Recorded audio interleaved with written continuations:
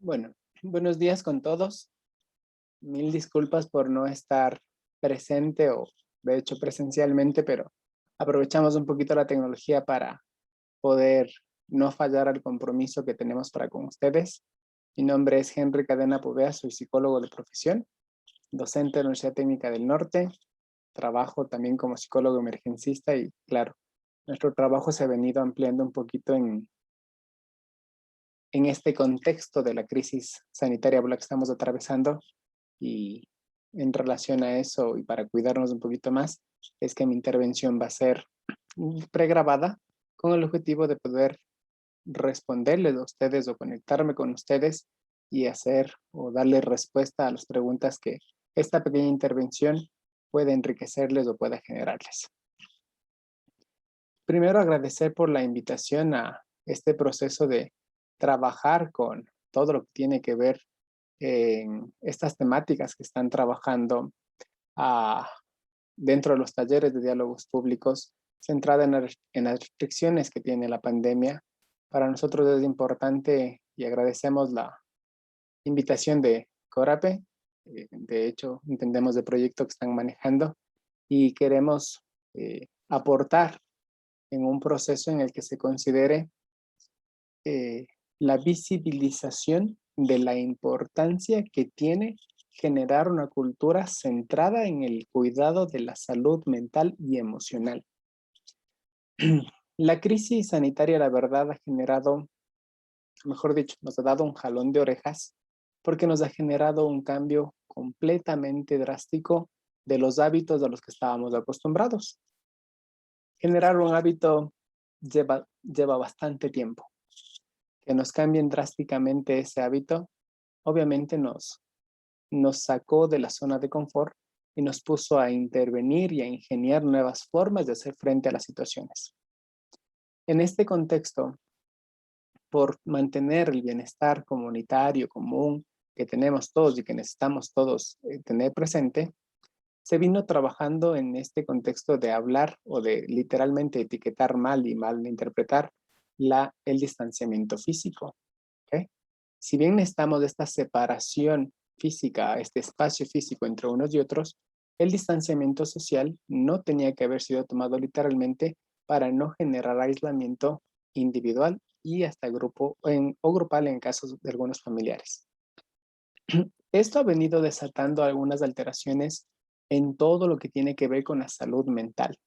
Aquí es indispensable comprender y considerar que ya veníamos cargados con niveles de estrés por la misma rutina que manejábamos, el hecho de vernos encerrados, el hecho de vernos o buscando adaptación al proceso, pero sin saber por detrás qué es lo que estaba pasando con la crisis sanitaria, disparó los niveles de estrés, nos hizo dar cuenta que nuestras casas siguen siendo casas y no siempre eran hogares, porque no todas las personas empezaron a disfrutar de la estadía o de la estancia dentro de la estructura física denominada casa y se dieron cuenta de que obviamente ese intercambio diario, con sus seres queridos no era el que tenían idealizado. Empezaron a darse cuenta de que habían más problemas familiares, de que la relación con el otro no era siempre la adecuada y también la violencia intrafamiliar se disparó.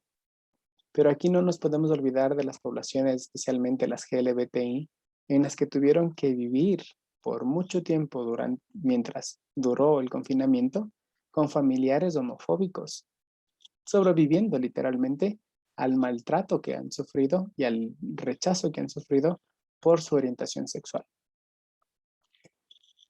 Esto también nos lleva a reflexionar que dentro de la violencia intrafamiliar, la víctima tuvo que compartir con su violentador 24/7, lo que hacía o lo que hizo que muchas personas generen uh, ideas suicidas, ideas que les permitan autolesionarse para por lo menos de alguna manera alejarse del violentador. Todo esto, lastimosamente, desde la bibliografía se ha venido hablando desde hace mucho tiempo atrás. Todo evento adverso, desastre en este caso, siempre trae consigo atrás lo que se denomina el segundo desastre. Este segundo desastre que va enfocado a los efectos negativos sobre la salud mental de los individuos que sobreviven y que intentan sobreponerse a el evento adverso. En el Ecuador, lastimosamente, no contamos con una visibilización y manejo adecuado del cuidado de la salud mental. Por ende, no le hacemos caso y nos pegamos a lo que dice la primera ley de gestión de riesgo negativa. Estamos basados en unas palabras básicas o chabacanas, y disculpen, a mí no me va a pasar. Bajo esta premisa, la gente no aumenta su capacidad para no ser tan vulnerable. Entonces, como yo no me enfermo, como a mí no me importa, no utilizo o no sigo los protocolos. Ese que me importismo nos ha costado bastante porque los niveles de contagio se han disparado. Y aún así, con esas respuestas, no hemos conseguido concientizar a las personas de una población ecuatoriana, o una población que vive en el Ecuador, perdón, no hemos logrado concientizar la importancia de manejarnos individualmente, pero sobre todo colectivamente, porque mi aporte individual permite un aporte comunitario y un cuidado comunitario. Basados en todo esto, o de manera muy rápida en este contexto, es indispensable que consideremos que los niveles de estrés, los niveles de ansiedad y la sintomatología asociada a la depresión se dispararon. ¿Okay?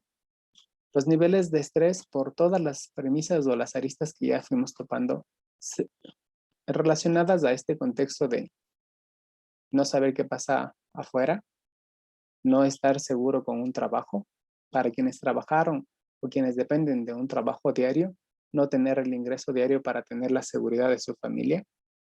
En muchas casas y en muchos hogares, el problema intrafamiliar de la relación con el otro constante. En muchos casos y en muchos hogares, la violencia intrafamiliar que hemos venido mencionando. En muchos casos y en muchos hogares, la presión por no saber qué hacer con el tiempo. Como nos ha costado a nosotros acoplarnos, nuestra casa pasó a ser nuestra oficina, pasó a ser nuestro lugar de descanso, pasó a ser ese lugar de compartir con la familia, y todo en el mismo lugar perdió significado.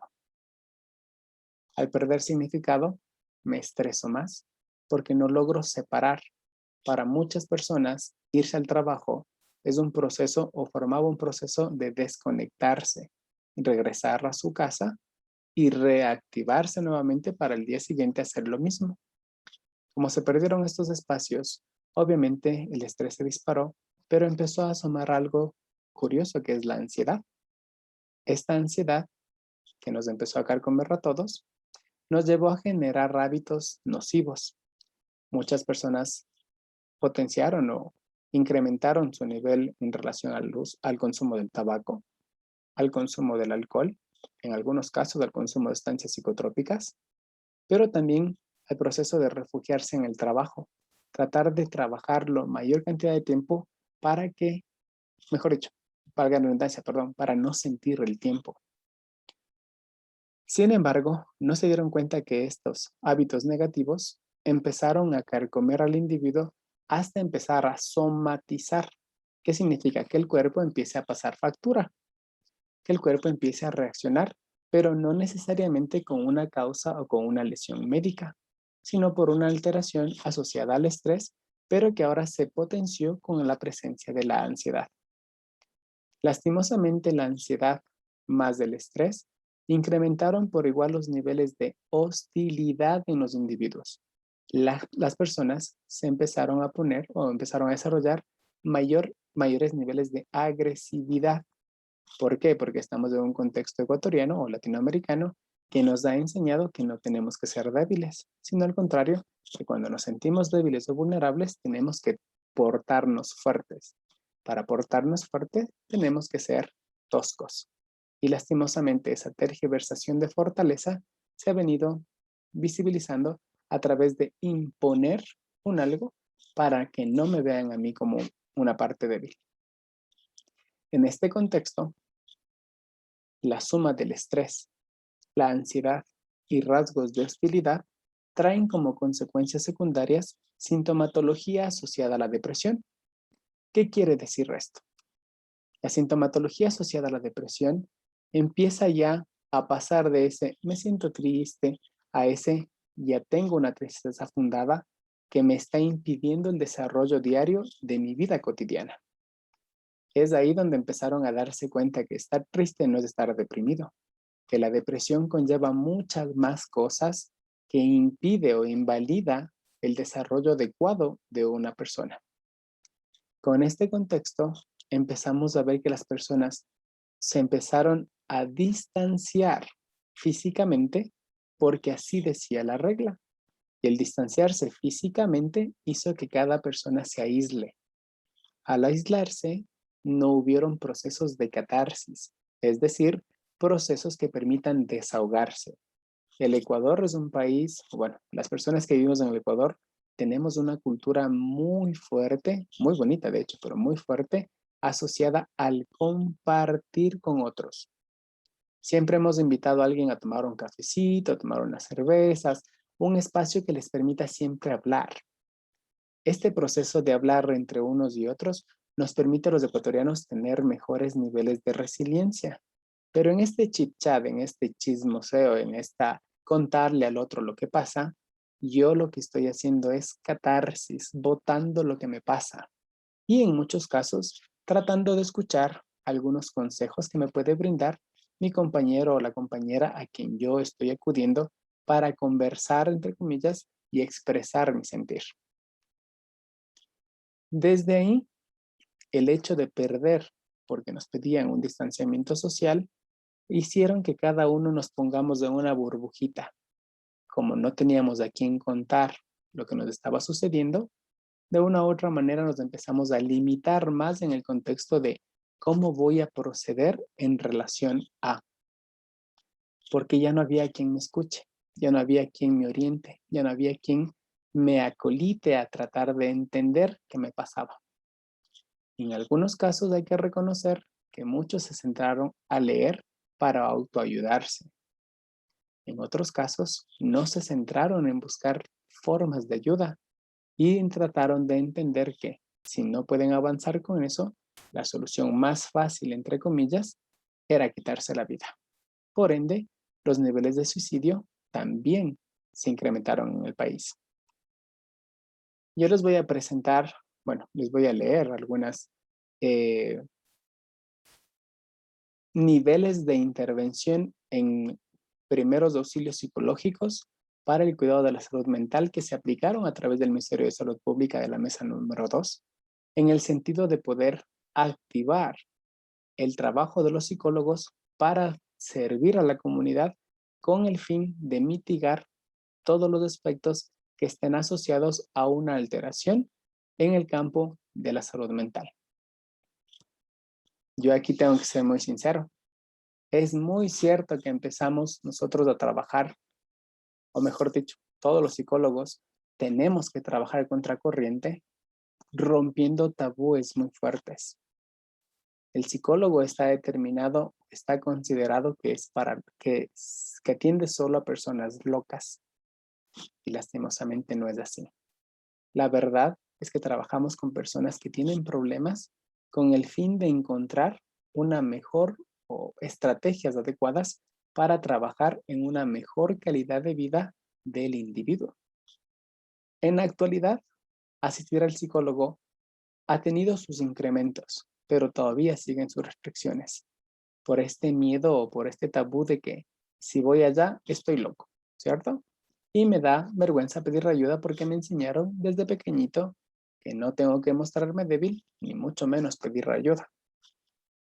Sin embargo, con todo este contexto, la teleasistencia que se implementó para hacerle frente al COVID o a la crisis sanitaria dio resultados bastante buenos, porque las personas, aparte de mantener la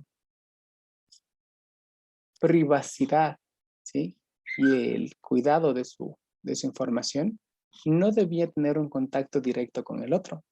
Entonces, en muchos casos, la teleasistencia a través de páginas web no servía mucho porque me seguía viendo.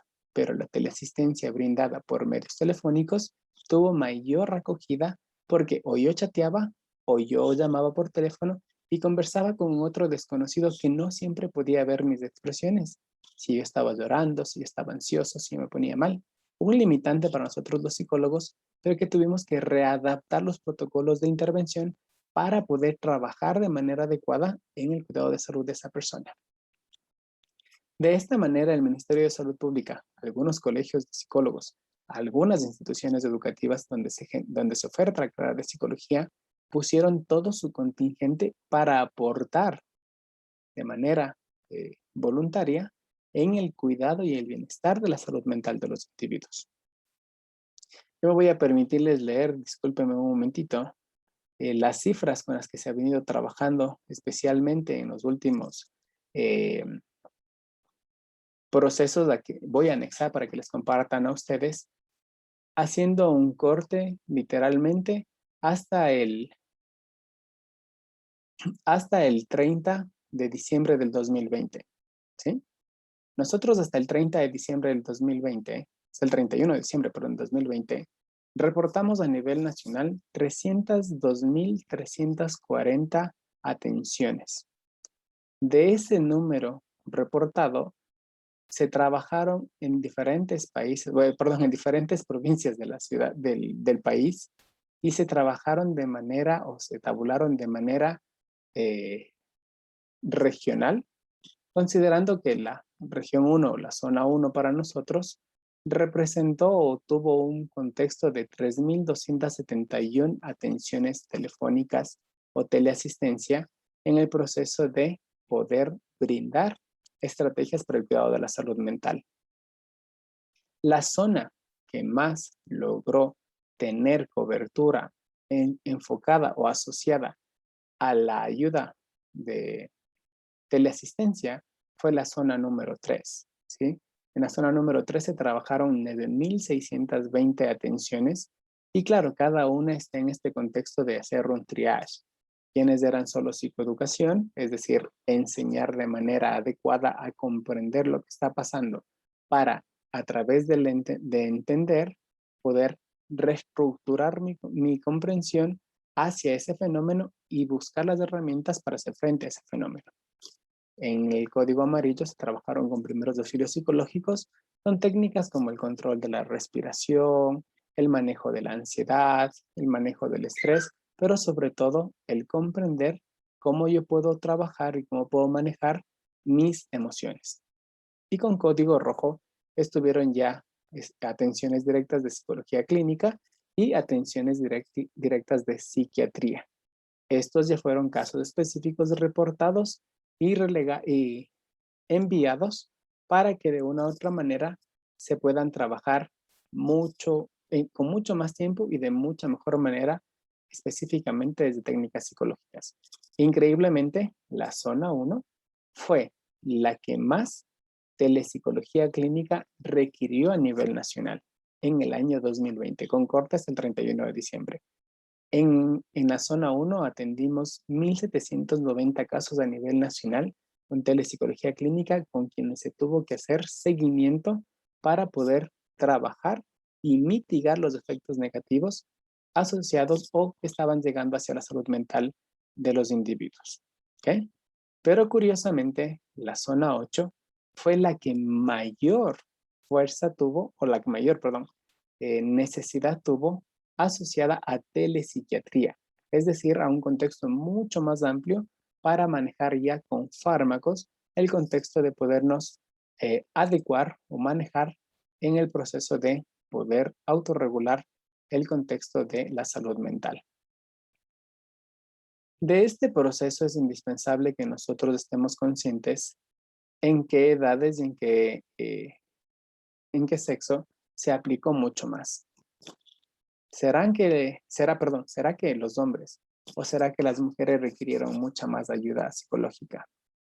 Pues en el caso de las mujeres se presentó un nivel mucho más, de muchas más atenciones, requeridas voluntariamente. En el caso de los hombres, el nivel fue inferior, que también estuvieron voluntariamente, pero en algunos casos se dio a conocer que eran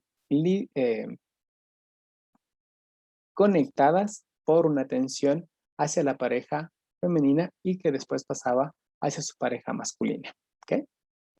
Sin embargo, en este contexto, también es indispensable que nosotros vayamos comprendiendo qué es lo que pasaba o cuáles fueron los trastornos o las principales atenciones, literalmente por morbilidad, que establecería el CIE-10, que es el librito que nos rige, bueno, o nos regía, ahora está el CIE-11, en el contexto de poder determinar cómo nosotros identificamos en qué grupo está, cómo catalogamos y qué nos quiere decir.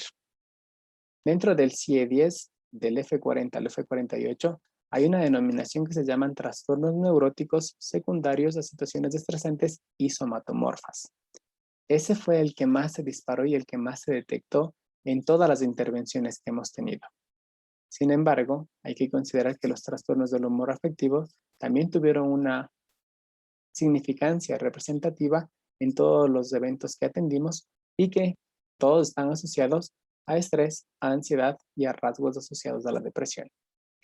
Cabe rescatar y cabe destacar que no solo se atendió a población ecuatoriana, sino también a venezolana, colombiana, peruana, afgana, americana, cubana, española, que están residiendo en el país. En este proceso, nosotros hemos venido trabajando con algo bastante fuerte, centrado en el proceso o en el contexto de entender por qué en el Ecuador es tan difícil hablar de suicidio. ¿Okay?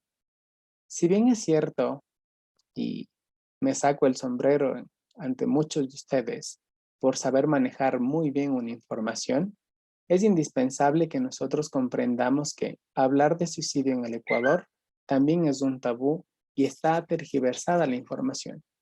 Hablar de suicidio no hace que las personas se suiciden. Hablar de suicidio en muchos casos está comprobado que mitiga las probabilidades de ocurrencia de un suicidio. ¿Sí? Aquí nosotros, bueno, yo les voy a presentar, perdón, les voy a leer una información determinada a nivel nacional e internacional, en donde nosotros podemos comprender, por lo menos aquí en el Ecuador, cómo responden las personas de diferentes rangos de edad y obviamente, pues después de dividirlo por sexo, sobre preguntas asociadas al suicidio. Una de las preguntas decía, ¿quiénes hablan de suicidio no tienen la intención de cometerlo? ¿Ok? Y el 36% de la población dijo que era verdadero. ¿Okay? Y el 63% de la población dijo que era falso. ¿Okay? Y volvemos a este contexto de cuando nosotros hablamos de suicidio, no necesariamente es porque lo vamos a hacer, es porque queremos comprender, pero a nosotros como padres de familia, a nosotros como familiares, nos da recelo hablar de algo porque pensamos que le va a dar las luces para hacerse algo. Y eso, increíblemente, afecta de sobremanera. Algo que nos llamó mucho la atención es que en el rango de los 10 a los 19 años, casi todos o una gran parte significativa de esta población pensaba que cuando se habla de suicidio es porque alguien lo va a hacer. Caso contrario o muy diferente, no se evidenció en ninguno de los casos. Casi todas las personas de diferentes rangos de edad, de 20 a 35 años, de 36 a 59 años, de 60 años en adelante, todos asociaron de que hablar de eso era traer eso a colación. ¿Okay? Otra pregunta que nosotros indagamos para ver cuál es el conocimiento, el conocimiento en base sistemática, estaba centrada en si es que la mayoría de los suicidios suceden repentinamente es decir, sin advertencia previa. ¿Okay? Y hay que estar conscientes que eso es falso. ¿Okay? La mayoría de los suicidios que se han presentado casi siempre han precedido de signos de advertencia verbal o conductual. ¿Okay? Es importante que nosotros identifiquemos estos signos para que nos saquen una tarjetita amarilla, por así decirlo, y nosotros pongamos mayor atención a este contexto para mitigar sus efectos negativos de nuestros familiares. Algo más que se les preguntó dentro del estudio, dentro de la investigación, es si es que el suicida está decidido a morir o no. también es una pregunta que en gran parte nosotros tenemos que desmitificar porque es falso. ¿Ok? Los suicidas, sí es verdad, son ambivalentes. Si vivo o si muero. Pero literalmente, o mejor dicho, nadie puede actuar de manera impulsiva eh, a beber un plaguicida, por ejemplo. ¿Sí? Sino al contrario, lo que está haciendo es tratando de encontrar una forma directa de poder lastimarse y de una u otra manera, toda persona que intente quitarse la vida no siempre está decidido a morir. En muchos casos es una forma de llamar la atención y es ahí donde nosotros llamamos o les invitamos a reflexionar que el apoyo emocional es indispensable para mitigar y para prevenir la presencia del suicidio. Um, Entre otras preguntas que estaban por ahí, nosotros habíamos preguntado si es que, perdón, la investigación preguntó si es que si es que las personas que solo tienen trastornos mentales son las únicas que se suicidan. Y eso también es falso. ¿Ok? Si bien es cierto que el suicidio es una manera de poder terminar con una infelicidad muy profunda, entre comillas, no siempre es un trastorno mental y eso hay que tenerlo muy en cuenta. ¿Ok? Basados en todo esto, permítanme hacerles a ustedes una pregunta. ¿A qué edad ustedes se dieron cuenta de que son capaces o de que tienen esa capacidad de quitarse la vida? Nos hemos hecho muchas preguntas alrededor y a lo largo de nuestra vida, pero ¿en qué momento de su vida ustedes se dieron cuenta de que tenían esa capacidad de acabar con la vida suya? ¿Y en qué momento se dieron cuenta de que esa posibilidad podía estar en sus manos?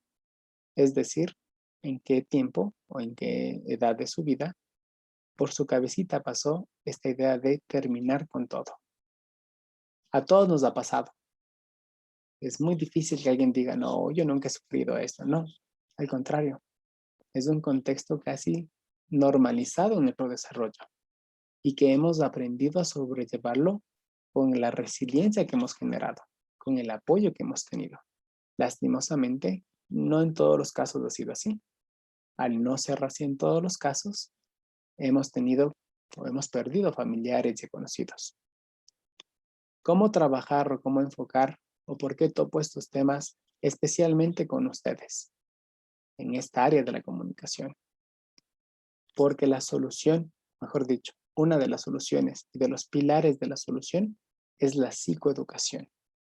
No es vender la noticia sensacionalistamente, es informar a la población para que la población tome conciencia de una realidad.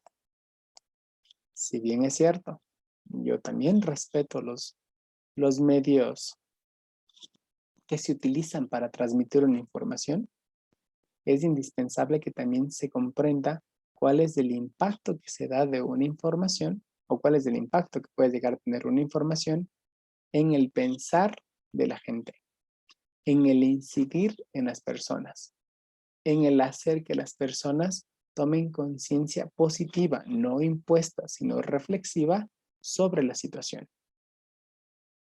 ¿Que es un trabajo difícil? Es bien complejo, porque los individuos, especialmente los latinoamericanos, estamos acostumbrados a aprender después del golpe, no antes del golpe. Entonces tenemos que perder algo para reestructurar nuestras formas.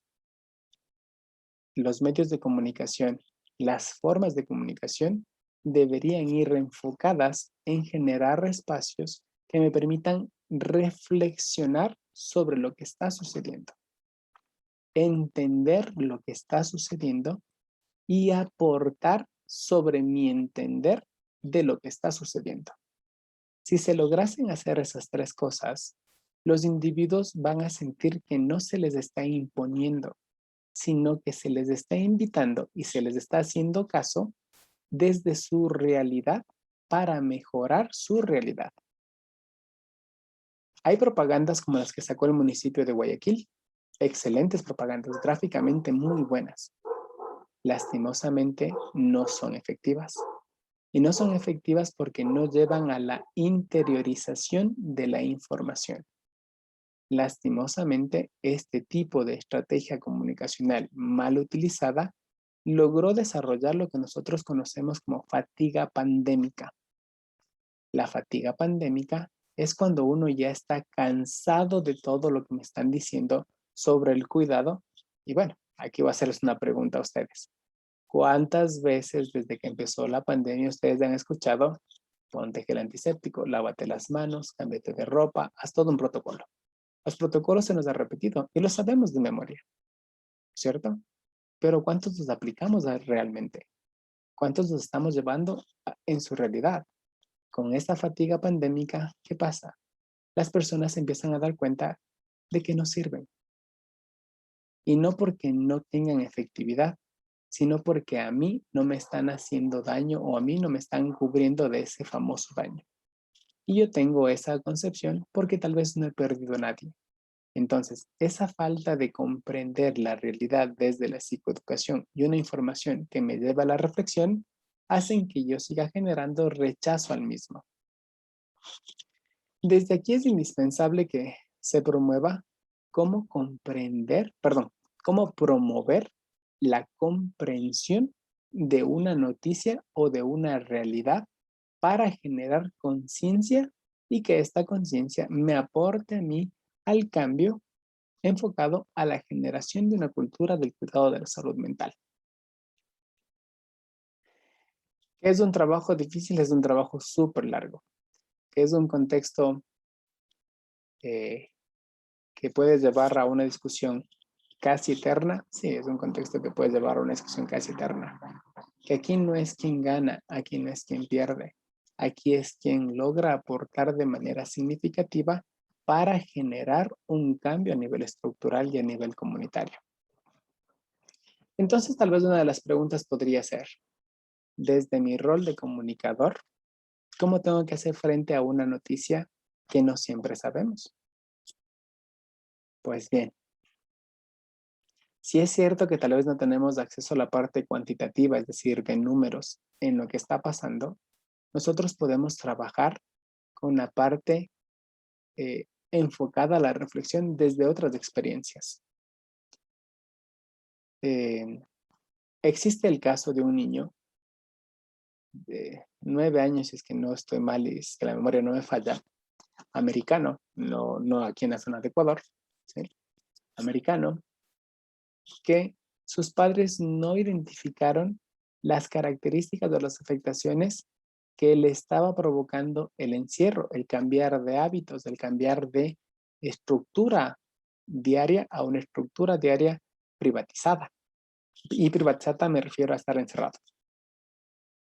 Y pensaron que si le permitían refugiarse en el internet y en los juegos de video, el niño iba a estar bien. Lastimosamente, como nadie buscó la opción, la oportunidad para conversar con el niño en un momento dado se sintió mucho más solo y en algún momento su padre regresó a la casa y le encontró colgado. Y el niño acabó con su vida. Y acabó con su vida porque no aguantaba más estar solo a pesar de estar en su casa. Y digo su casa y no su hogar por la reflexión con la que comencé esta charla. Nosotros nos hemos dado cuenta de que tenemos casas y no todos tenemos hogares. No se ha trabajado por potenciar esa parte emocional identificativa hacia la relación y hacia el fortalecimiento de los lazos que vinculan a los familiares en cualquiera de sus ámbitos. Padre-madre, padre-hijo, hermano-hermano, hermano-tío, tía-sobrina, todos esos contextos. ¿Sí? ¿Y por qué topo este ejemplo? Porque yo voy a hacerles ahora una pregunta muy personal que tiene que irse desde la emocionalidad, desde donde las noticias y desde donde la información debe generar un proceso experiencial. ¿Y si ese hijo hubiese sido el suyo? ¿Cómo se redactarían ahora las noticias para ustedes? ¿Cómo cambiarían su forma de redactar? ¿Cómo informarían a la gente para que el que está al lado suyo no tenga que pasar el mismo dolor de perder a un hijo.